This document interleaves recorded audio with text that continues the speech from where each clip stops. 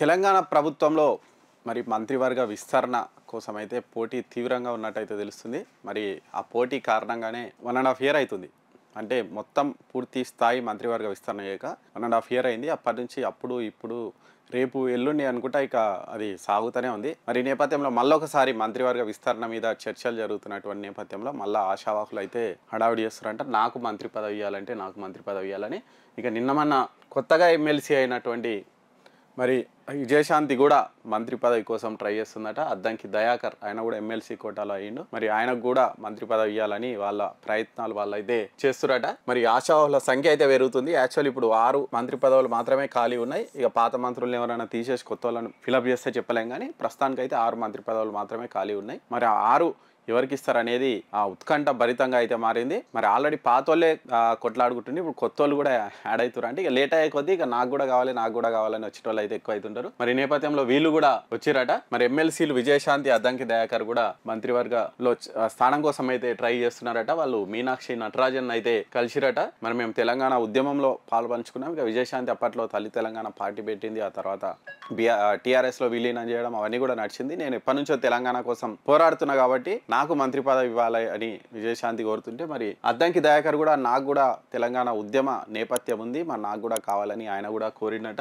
మరి ఇక్కడ భువనగిరి ఎంపీ చామల కిరణ్ కుమార్ రెడ్డి కూడా కలిసినట మీనాక్షి నటరాజన్. తన లోక్సభ నియోజకవర్గ పరిధిలో ఒకరికి మరి మంత్రి పదవి ఇవ్వాలని ఆయన కూడా కలిసినట. మరి లోక్సభ నియోజకవర్గాల వారీగా మంత్రి పదవులు ఇస్తే ప్రాబ్లం ఉండదు అని, అంటే ఇట్లా 17 లోక్సభ స్థానాలనే హైదరాబాద్ తీసేస్తే 16 ఉంటాయి కదా, ఒక్కో లోక్సభ స్థానానికి ఒక్కో మంత్రి పదవి ఇవ్వాలని కోరినట మరి చామల కిరణ్ కుమార్ రెడ్డి. మరి ఆయన లోక్సభ నియోజకవర్గ పరిధిలో ఎవరికి ఇస్తారనేది చూడాలి. ఇక భువనగిరి నుంచి తీవ్రంగా పోటీ అవుతుందట. మరి మంత్రి పదవి కోసం భువనగిరి లోక్సభ పరిధిలో ఎమ్మెల్యేల మధ్య తీవ్ర పోటీ ఉందట. ఇందులో ఇక కోమటిరెడ్డి రాజగోపాల్ రెడ్డి ఎప్పటి నుంచో ట్రై చేస్తున్నాడు, నాకు కావాలి అని. ఆల్రెడీ వాళ్ళ అన్న మినిస్ట్రీ ఉన్నాడు, మరి ఈయనకు కూడా కావాలని అంటున్నారు. మరి నిజంగానే ఒకవేళ అట్లా ఇస్తే మాత్రం మరి ఒకే ఇంటి నుంచి 2 మంత్రి పదవులు దక్కించుకున్న ఘనతాలకైతే దక్కుతుంది. మరి అవుతుందా చూడాలి. ఇక మల్రెడ్డి రంగారెడ్డి కూడా ఆయన ట్రై చేస్తున్నాడు. అసలు ఉమ్మడి రంగారెడ్డి జిల్లా నుంచి అసలు మంత్రి పదవులు అనేవి లేవు, ఖచ్చితంగా ఇవ్వాలి అని మరి ఈయన కూడా ట్రై చేస్తున్నాడు రంగారెడ్డి.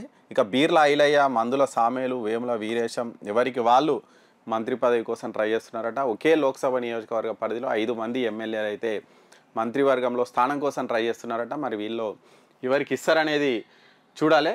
ఇక నిజంగా మంత్రివర్గ విస్తరణ చేయాలంటే చాలా ప్రాబ్లం అయితే ఉంది.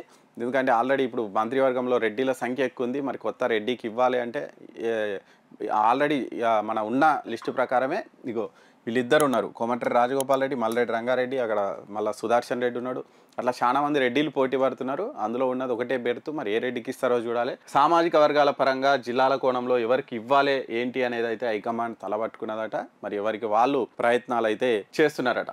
మరి మిగతా జిల్లాల్లో కూడా మరి మంత్రి పదవుల కోసం అయితే చాలా తీవ్ర పోటీ ఉందట. ఉమ్మడి ఆదిలాబాద్లో 4 శాసనసభ్యులు ఉంటే 3 మొత్తం 4 ఎమ్మెల్యేలు ఉంటే ఇంట్లో 3 ట్రై చేస్తారంట మంత్రివర్గంలో. ఇక్కడ వెడ్మ బొజ్జు, వివేక్ వెంకటస్వామికి కన్ఫర్మ్ అని చెప్తున్నారు, కానీ మరి మాదిగ ఈక్వేషన్లో ఆయనకు వస్తుందా రాదా చూడాలి. ఇక దాంతోపాటు ప్రేమ్ సాగర్ రావు కూడా మరి ట్రై చేస్తున్నాడట. ఎవరికి వాళ్ళు 3 సామాజిక వర్గం వాళ్ళు కావడంతో వాళ్ళ పోటీ అయితే తీవ్రంగా ఉందంట.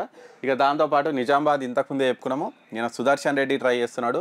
దాంతోపాటు భూపత్ రెడ్డి, లక్ష్మీకాంతరావు వీళ్ళు 3 కూడా ట్రై చేస్తున్నట. ఇక రంగారెడ్డి జిల్లా నుంచి ఇంతకుముందే చెప్పుకున్నట్టు మల్రెడ్డి రంగారెడ్డి ట్రై చేస్తున్నాడు. మరి ఎవరికి ఇస్తారో చూడాలి. ఇక పాలమూరు జిల్లా నుంచి చూస్తే అయితే బీసీ అయినటువంటి ముదిరాజు అయినటువంటి వాకటి శ్రీహరి మరి ఆయన చాలా ట్రై అయితే చేస్తున్నాడు. మరి ఆయనకు మంత్రి పదవి కన్ఫర్మ్ అని కూడా చెప్తున్నటువంటి నేపథ్యంలో ఏమవుతుంది అనేది చూడాలి.